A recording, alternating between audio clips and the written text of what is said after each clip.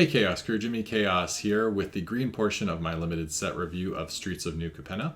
So far we've looked at the white and the blue cards, and those are on my channel if you missed those parts. So let's just get on into the green here. So first card here is the Attended Socialite. For 1 and a green, it's an Elf Druid 2/1. A little bit below right there. It has Alliance. Whenever another creature enters the battlefield under your control, Attended Socialite gets +1/+1 until end of turn. So let's say you play this on turn 2, turn 3, play another creature. This is a 3/2, which is a bit above rate. You're probably only going to get one trigger a turn until about the mid to late game. So it's an okay card. I'd say it's an average playable. It being an elf, I don't think it's going to matter terribly much in this set. And in terms of constructed, yeah, this is too weak of a card for, say, an elf deck or any kind of like green stompy deck. So I don't think we'll see much constructed play, though in EDH, this might actually not be terrible in an elf deck since they tend to cast a lot of elves in a single turn, and this just gets bigger and bigger as each of those happen. So some commander players might pick this up, but in terms of limited, I would say it's about maybe an average card, maybe slightly below average. Nothing too exciting. All right, now we have the Bootleggers Stash. It's 5 and a green for an artifact. It's a mythic. And lands you control have tap, create a treasure token. That's really interesting. In terms of limited, this doesn't really impact the board enough, especially for 6 mana. So you're not going to really want this in limited. But in terms of constructed, this could see some play in some kind of experimental deck. Again, probably more a piece that commander players are going to be a bit excited about. So they have some extra lands, they can turn that into mana for future turns. So yeah, I don't think we'll see this in constructed standard or historic or anything like that. And in draft, yeah, this is really just not going to do much for you.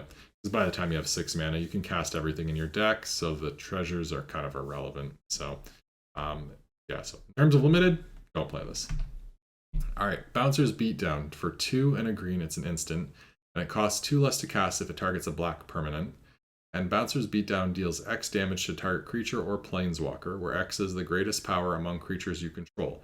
If that creature or planeswalker would die this turn, exile it instead. Okay, so this is a one-way fight type effect that we sometimes see in green, which is usually pretty strong. This triggers off the strongest creature you have. You don't have to choose one, which isn't much of a difference from previous cards we've seen. 3 is a bit much for this effect, but if it's in the mid to late game, 3 mana is not going to be too much to pay, and especially if you're playing against a black deck. So I'd say in limited, it's probably about a slightly above average piece of removal, and if you're playing against black, it becomes a great piece of removal. And again, if traditional, you're going to want to run that in the sideboard. Best of 1, you could probably play 1 in the main board. I might want 2, but that seems a little bit much. Depends on how much other interaction you have. All right, Broken Wings. So this has been reprinted a million times. It's 2 and a green for an instant. Destroy target artifact, enchantment, or creature with flying. Again, this sometimes is useful in limited. Most of the time it's not terribly useful. Depends on how prevalent artifacts and enchantments are, or creatures with flying. And from what I've seen in this set so far, I don't think this is going to be very relevant in limited. If you're playing traditional, it would be nice to have in the sideboard for when you need it. But in terms of best of 1, yeah, I don't think this is something you would probably run. All right, now we have the Cabaretti Initiate, 1 for a 1/2 Raccoon Citizen, a raccoon creature type, which is interesting. I'm not sure if I've seen a raccoon creature type before, so that's pretty neat. 2 in either red or white, and it gains double strike until end of turn. All right, so double strike would only make it deal 2 damage. So if you have a way to buff this creature to make it a little bit more powerful, then you're going to get a bit more of that damage. But for a 1 mana 1/2, that's not bad. If you're looking for a 1-drop in your limited deck, then yeah, you could play this, especially if you're in red or white as well. If you're in green blue or green black, maybe not so much, or if you don't have any pump spells, you may not really want to play this, but I would say it's probably an average playable card. Nothing too special about it. All right, Caldaya Strong Arm, 4 and a green for Human Warrior 2/3. When Caldaya Strongarm enters the battlefield, put 2+1/+1 counters on target creature. And it has Blitz for 3 and a green. And that means if you cast the spell for its Blitz cost, it gains haste, and when this creature dies, draw a card. Sacrifice at the beginning of the next end step.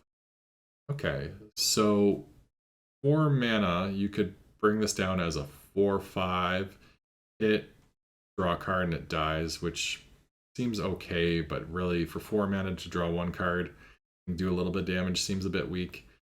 So you'd probably want the counters to stay on a creature that's going to stick around, or you're going to want to pay the full cost for this, which a 5 mana 2/3 or even a 5 mana 4/5 is pretty mediocre. Yeah, if you're in a counters matters deck, then the counters could go up in value, but overall I would say this card is probably slightly below average. I don't think this seems terribly strong. Yeah, the Blitz just doesn't seem worth it, really. So I probably would avoid playing this, but could make it into something. Alright, we have the Capenna Express. 3 and a green for a vehicle. It's a 6/6. And you can sacrifice a treasure to make it into an artifact creature, or it can crew for 3. So being able to sacrifice a treasure to basically crew this is kind of neat. Though you need a reliable source of treasures, which there are a few in green. So we'll see if you have those and this, and you happen to draw both. Maybe. Crewing 3 to get a 6/6. We saw that in the previous set with the blue sentinel something or other. And it was okay. It was a somewhat playable card. So I'd say this is probably in a very similar boat. Slightly below average playable vehicle. Nothing too exciting though. Alright, we have the Civic Gardener. 1 and a green for a 2/2 human citizen. So that's a bear stats for bear cost. So right there it's on rate. Whenever Civic Gardener attacks, untap target creature or land. Okay, so it's a bear with a little bit of upside. So yeah, you would play this. You could probably, like, the extra mana is not going to necessarily do terribly much for you in the early stages of the game. Like if you play a 3-drop on turn 3, attack with this, untap a land, play something for 1 more mana. Not the best, but being able to attack and untap a creature, like another creature is attacking, even to have it there to block your opponent swings back would be nice. So yeah, this is probably about an average card that you could definitely play in a green deck. Alright, Cleanup Crew. 4 and 2 green for a human citizen, 6/6. So we're on rate there. So when it enters battlefield, choose 1. Destroy target artifact, enchantment, exile target card from a graveyard, or gain 4 life. So no matter what kind of deck you're playing against or what the board state looks like, this is going to do something for you. And a 6 mana 6/6 with a little bit of upside is definitely playable and limited.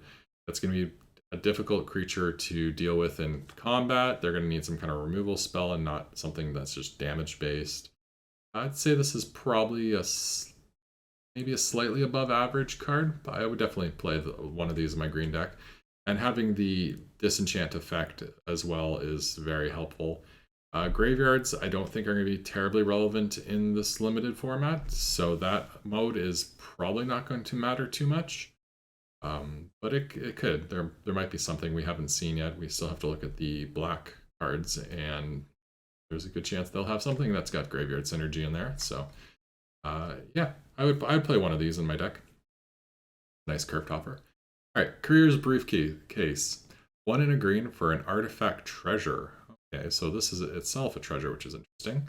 And when it enters the battlefield, create a 1/1 green and white citizen creature token. You can tap it, sack it to add 1 mana of any color. And you can pay 1 of each color, tap it, sack it to draw 3 cards. Okay. This is an interesting card in that it's a treasure, but not like a normal type treasure we see. So that's kind of interesting how they're expanding treasures to be more than just the tokens that we've seen previously. It comes in, so for 2 mana, you get a 1/1 body plus this. Sacrificing it for mana of any color is kind of rough, and having all 5 colors in limited, not likely to happen. So I would say, in terms of limited, this card is just bad. It's not something you would want to play, probably, unless you really need the adding of 1 color. I doubt this does not look like a 5-color format. Now, in terms of playing in Constructed, I think 5-color commander decks might want this. because they can easily draw 3 cards off of it, which is pretty nice for a 2 mana investment early on, plus they get the 1/1 body. In terms of like standard or historic or anything like that, I don't think so, because generally speaking, 5-color decks don't exist, or if they do, they're doing more powerful things than just drawing 3 cards with their 5 colors mana. They're spinning Golos, they're casting Niv Mizzet, so this card just doesn't really compare. So yeah, this card is definitely kind of a dud. Looks like it's meant more for Commander. Alright, Elegant Entourage. 3 and a green for an Elf Druid 4/4. And with Alliance, so whenever another creature enters the battlefield under your control, target creature other than Elegant Entourage gets +1/+1 and gains trample until end of turn. So 4/4 for 4 is pretty decent stats for that cost. And being able to buff a creature and give trample. The trample part's what really makes this card interesting, because a lot of times in limited you're going to hit a board stall state, and if you can just push through for a couple of points of trample damage, it can really make or break a game. So I think this is definitely a slightly above average, maybe even a solid playable card. Yeah, I would definitely play this in limited. I would even consider playing 2 copies in a best, or in best 1 or in traditional, really. In terms of Commander, this is actually seems kind of interesting for elf decks, because it's another way to give trample to one of your big creatures. Though 4 mana is a lot for an elf in Commander, so might be a little bit overcosted. See any play there. Alright, Evolving Door. 2 and a green for an artifact, and it's a rare. Pay 1, tap it, sack a creature. Count the colors of the sacrificed creature. Then search your library for a creature card that's exactly that many colors +1. Exile that card, then shuffle. You may cast the exiled card. Activate only as a sorcery. Okay, so it's kind of like a birthing pod type effect, except it uses the colors of the creature instead of its mana cost, which makes it a lot worse. In limited, your creatures are only going to mostly be 1 color, maybe 2. Maybe you have a 3-color creature, but your deck's mostly 1 and 2 colors. You're not going to get anything off this. So you need at least 1 multicolor creature that doesn't happen to be in your hand or on the board already for this to really do anything. So this is definitely not a limited card. Don't play this in limited. You're going to not be able to use it real effectively. In terms of constructed, I could see this doing some kind of shenanigans in some of the older formats, especially Commander again.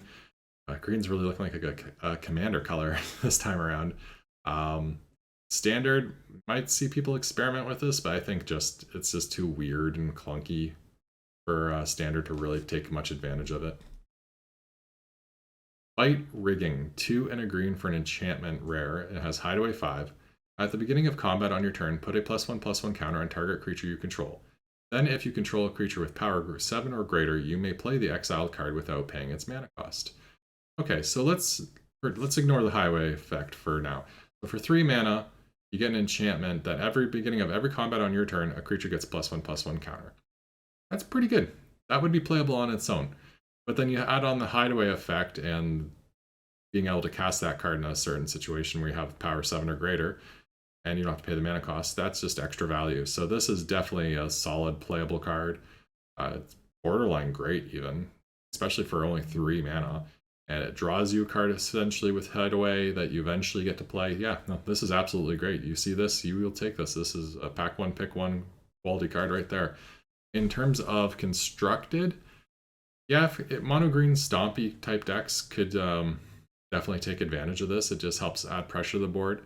Though they already have the Druid class, which does a similar effect in that it adds a +1/+1 counter on an attacking creature. So this is kind of redundant by that.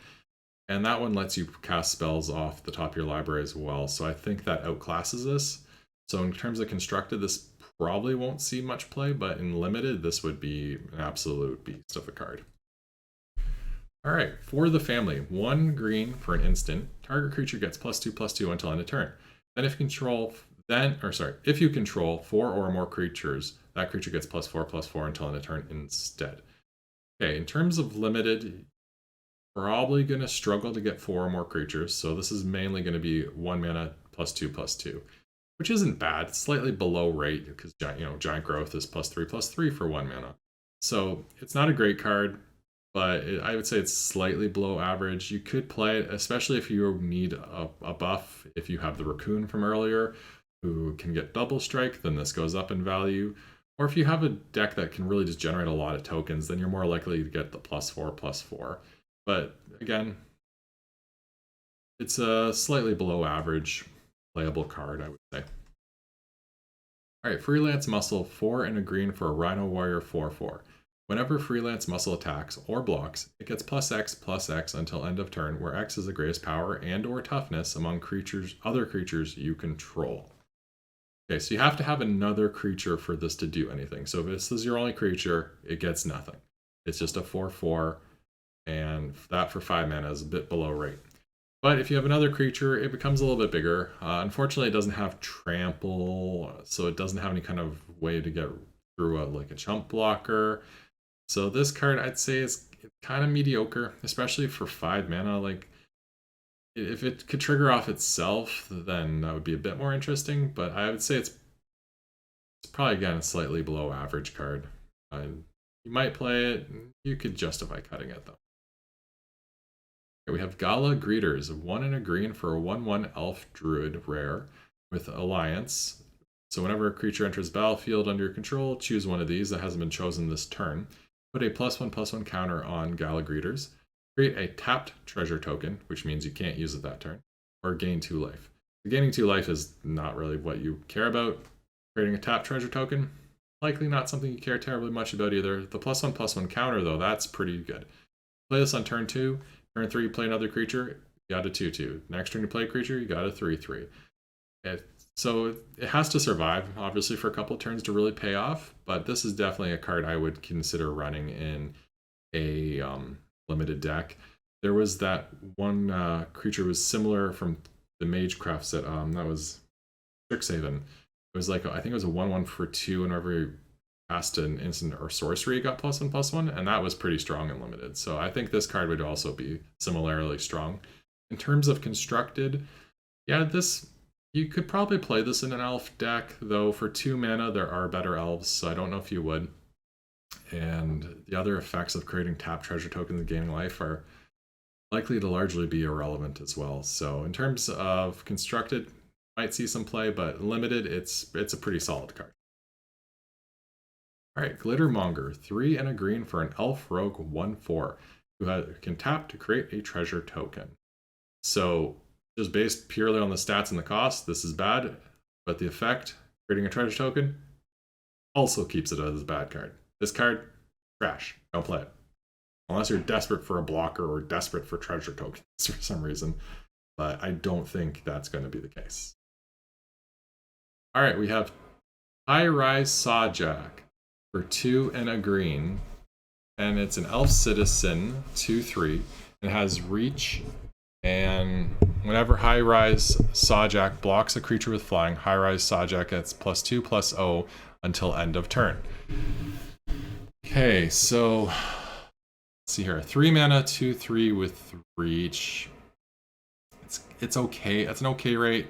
When it blocks a creature with flying, gets +2/+0. Yeah, I would say this is playable. Like, green needs answers to flyers. That's something it always struggles with in limited, and this is not a bad answer. Yeah, I would say this is playable. Constructed, this will see no play whatsoever. Yeah, it's just an average playable card in limited.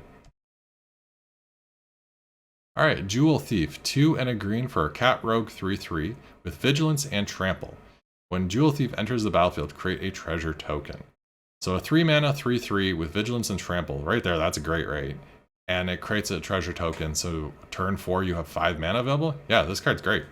This ramps you, and it's a very strong cost, or stay a good value creature as well. So yeah, absolutely, this is a solid playable in green and limited. In terms of constructed, yeah, this will see no play. Luxurious Libation, X and a green for an instant. Target creature gets +X/+X until end of turn. Create a 1/1 green and white citizen creature token. Okay, well, I like that this is wide open pump spell. We've seen similar effects, and they were usually sorcery speed, so this one being instant speed is actually pretty cool. I would say this is pretty strong and limited and would go really well with the raccoon. Get that raccoon a little bit luxuriously libated and get some good double strike action going on. Yeah, no, this is a pretty solid pump spell. Definitely playable, solid. Most wanted, 2 and a green for an enchantment aura, flash, enchant creature. Enchanted creature gets +2/+1. When enchanted creature dies, create 2 treasure tokens. Yeah, this is just seems pretty bad. Like, your creature dying, getting 2 treasures for that, and losing this aura, like, you're losing 2 cards and getting 2 tokens in return. Not worth it. And 3 mana for +2/+1. We've seen flash auras that are +2/+2 for 2 mana in the past. So this is overcosted and just doesn't do much. This card is trash. Most wanted, not by limited players.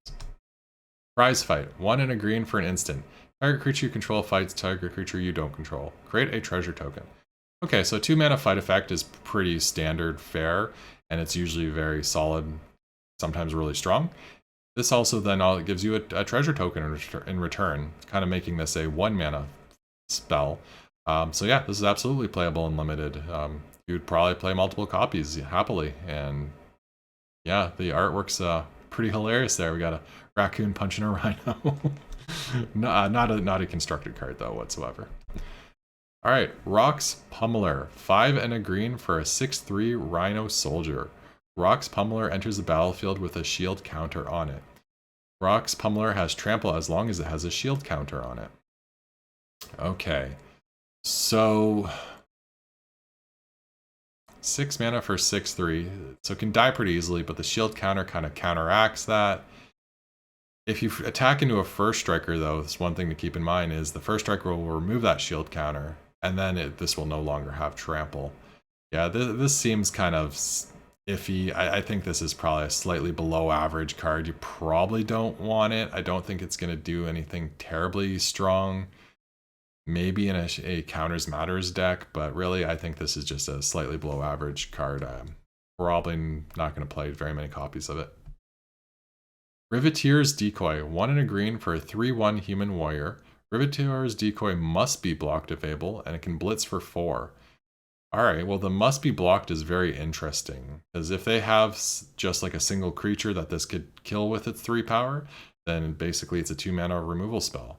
Or 4 mana if you blitz it, and if you blitz it, you get the upside of having a card to replace it. Yeah, this is interesting. I think this is going to be really good in certain situations. It can help if like they have just enough blockers to stay alive. You can blitz this, force them to block it instead of something else. Yeah, I'd say this is playable. Maybe slightly above average. I haven't seen a card like this in a very long time, so it's hard to evaluate if it's really strong or if it's just slightly above average. I don't think it's below average, though. I think it's slightly above average at least. So yeah, interesting to try this card out. It looks fun. Social Climber. All right. This card I think is going to get my award of the absolute worst artwork of the set. Like, what are you doing, Wizards? This artwork is absolute trash. No, let's see if the card itself is trash or not. 3 mana, 3/2. Whenever another creature enters battlefield under your control, you gain a life. So it's a wannabe Soul Warden with too high of a cost for the stats. Yeah, this card's trash. The art sucks, and the mana cost is too high. Social Climber can go climb somewhere else. Go away. I don't like that card. Take to the Streets. 4 and a green for a sorcery. Creatures you control get +2/+2 until end of turn. Citizens you control get an additional +1/+1 and gain vigilance until end of turn. Okay, so if you're in a citizen heavy deck, then they get +3/+3 and vigilance. That's quite a swing, and you still are able to block since you have vigilance. If you don't have a citizen heavy deck, +2/+2 for everyone at a sorcery speed for 5 mana is really bad. So yeah, it's either an average card or trash card, depending on how many citizens you have in your deck. So yeah, most of the time I think you're going to probably end up cutting this, because I don't think we're going to see decks that have enough citizens to justify this card's use. All right, Titan of Industry. 4 and 3 green for a creature elemental 7/7 mythic with reach and trample. Oh boy, okay, well, I don't even have to read the rest of this card to know this is a limited bomb.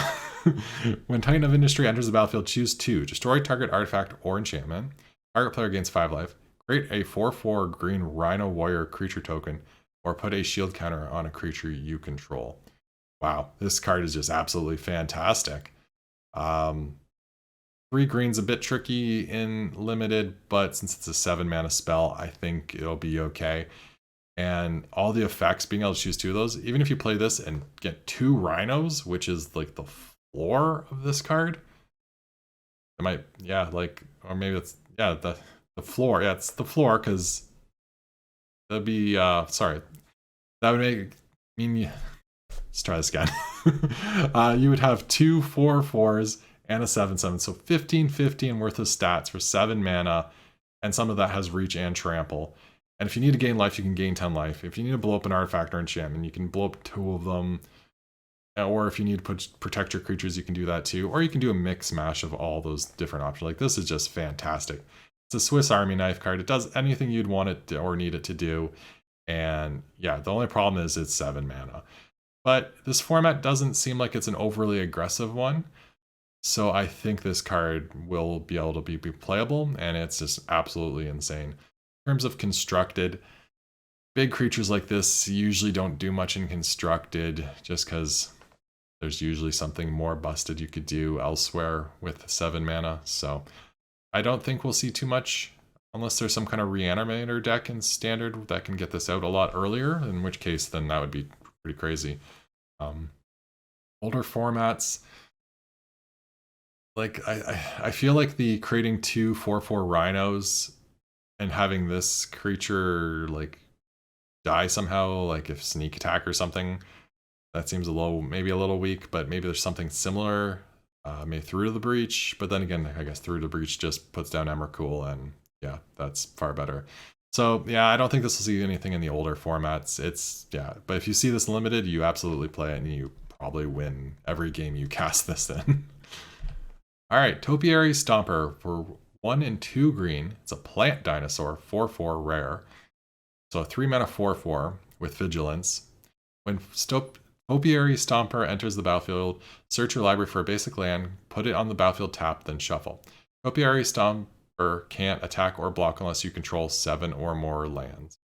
Okay, so it's a big dino that comes down and does nothing until you hit 7 or more lands. It gets you one of those lands, so you go from 3 to 4 lands, and then an additional 3 turns at least, assuming you hit all your land drops before this can do anything. In limited, that's gonna be a little slow, but limited might be slow enough that that won't matter. You could also draw it a little bit later in game, say play it on turn 5 or 6, and then you get to do stuff with this a lot sooner. In terms of constructed, in some kind of ramp deck, this could see some kind of play, but older formats, they have the Territorial Allosaurus, I think it's. There's a 5/5 dino for 3 mana that needs lands to do stuff. That would trump this, because it also lets you play extra lands. So older formats won't play this, but standard, if there's a standard ramp deck that's viable, yes. I don't know if Mono Green Stompy would want this. They kind of like their creatures to be able to attack the following turn when they play them, so I think it might be a little bit too slow for standard. So it's kind of an average card. It's not great. It's going to be probably a bulk rare. All right, Venom Connoisseur, 1 and a green for a 2/2 human druid. So we're on rate already. Alliance, whenever another creature enters the battlefield under control, Venom Corsair gains Death Touch until end of turn. If this is the second time this ability has resolved this turn, all creatures you control gain Death Touch. Whoa, that's kind of cool.